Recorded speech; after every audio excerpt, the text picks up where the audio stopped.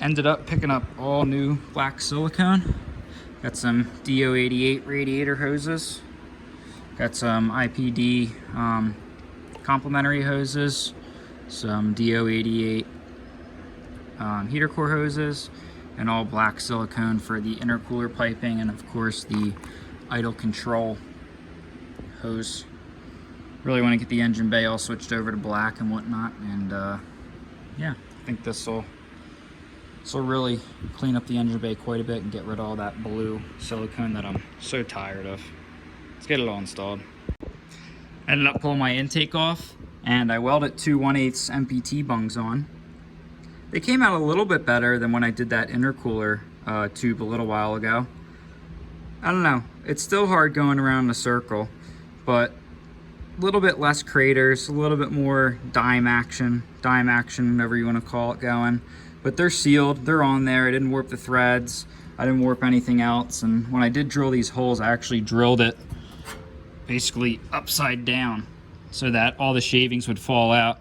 I didn't get any excessive shavings in there. I got it all cleaned out, got it all nice. I'm gonna give it a quick little repolish, and then I'm gonna get the bungs on here.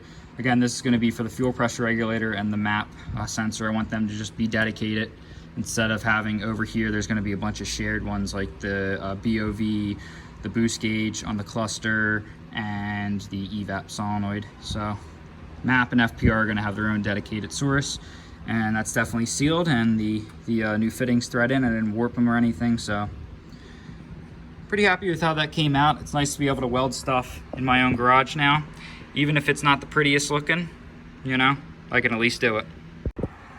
Gave her a quick little polish.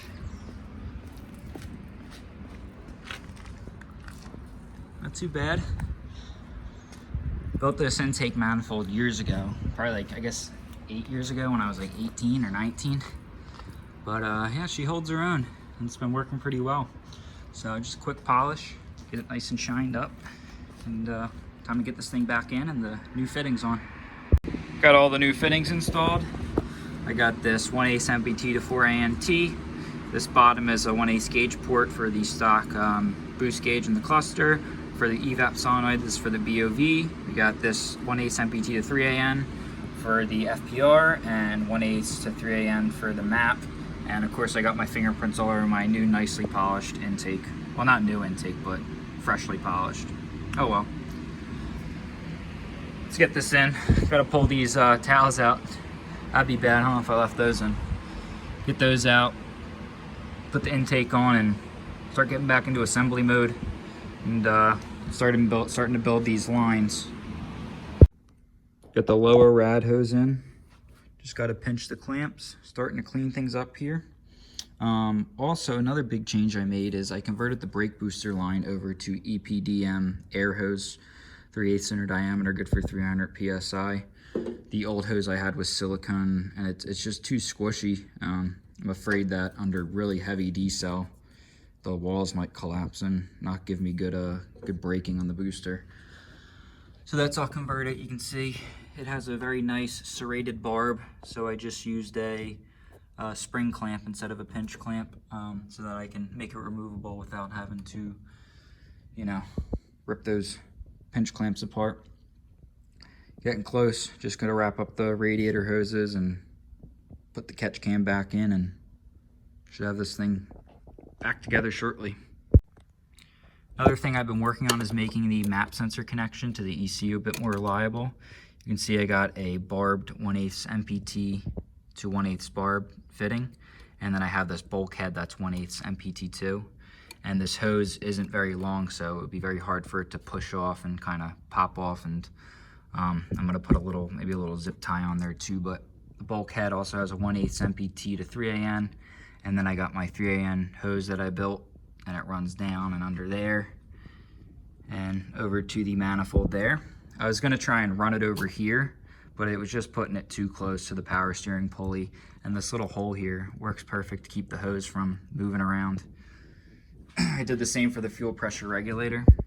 You can see we got a 1/16 to 3AN, and then I built these lines, run all the way over to the manifold over here, and then also built another line for the BOV. This is 4AN, just snakes under and connects down there on this vac, little 4AN vac assembly here. And then this barb right here is going to go to the evap solenoid right there.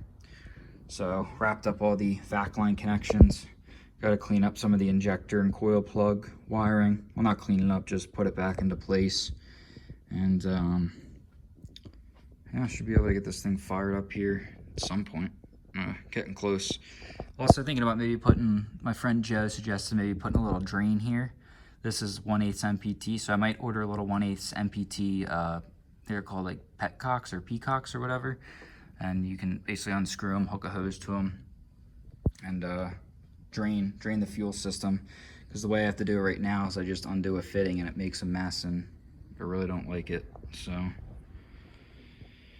getting wrapped up, and really like all the new black silicone and all the new black hoses and coil plug connectors and blah blah blah. Okay with the blue wastegate and the blue polyurethane mount here. I might change this, but I like the blue wastegate over there. I'm not spending $300 on a new wastegate just to go to black. Getting there, big changes. I got the post intercooler pipe all finished up. Got all new black silicone on it, got everything adjusted, and this used to be the lower IAC hose. I put some of the DEI sleeve on it because it used to be a blue hose, and then down here I finish it up with some silicone tape. So that should be good. Got a pinch clamp here. Probably not going to pinch clamp this because it's just kind of, you know, this is something that's probably going to be coming off. Not a lot, but it's going to be coming off at some point, so I'm going to leave that as just a regular hose clamp there.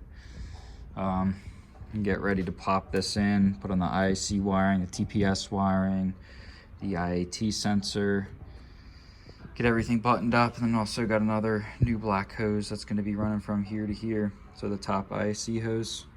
And then once that's in, I can get all the injector wiring all done, get the catch can in, get things situated, get the wideband back in, the downpipe, and get this thing mostly back together. And also going to be starting a new intake at some point as well, but I'm going to get this thing fired up and idling on the new fuel system. Primed well, no leaks, so should be good to go.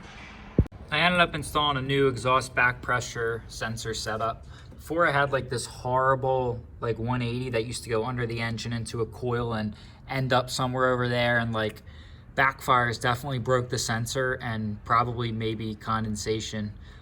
So this time I put the coil up here. This is away from, it's a little bit away from the header, and I really don't think there's going to be heat issues because the purpose of this really isn't to cool the exhaust gas. I mean, it is. It's really to add more length and more volume, so that if there are any, you know, backfires or if there are any pressure spikes, that it can even those out.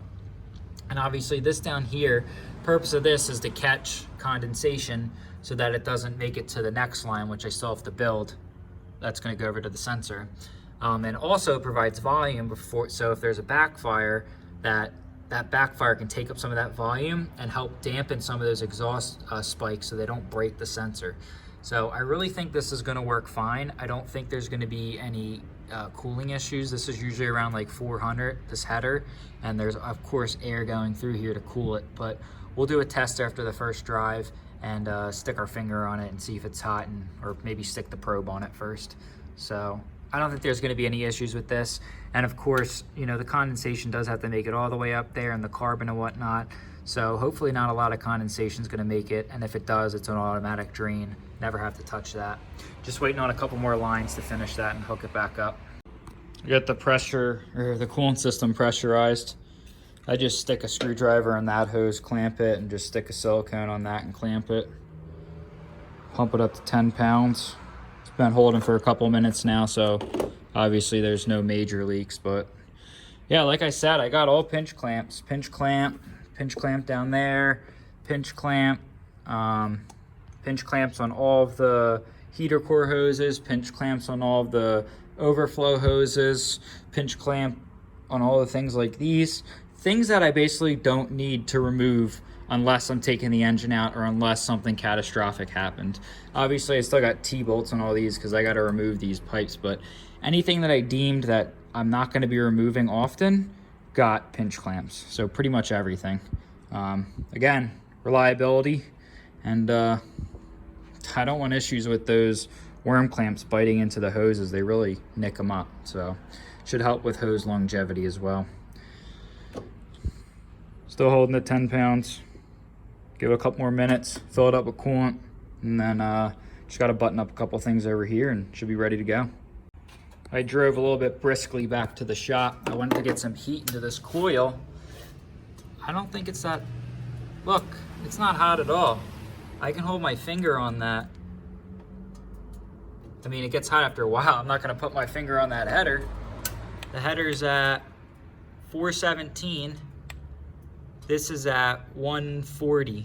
So, you know, this is gonna work for cooling. If the outside of this is 140 and the exhaust gases going into it are like 600 or 700 or 1300 at watt, then this will provide some cooling. I mean, it definitely does provide cooling. Look. Ow, there's a little hot, but up towards the top, it's not too bad. And this is staying real nice and cool over here.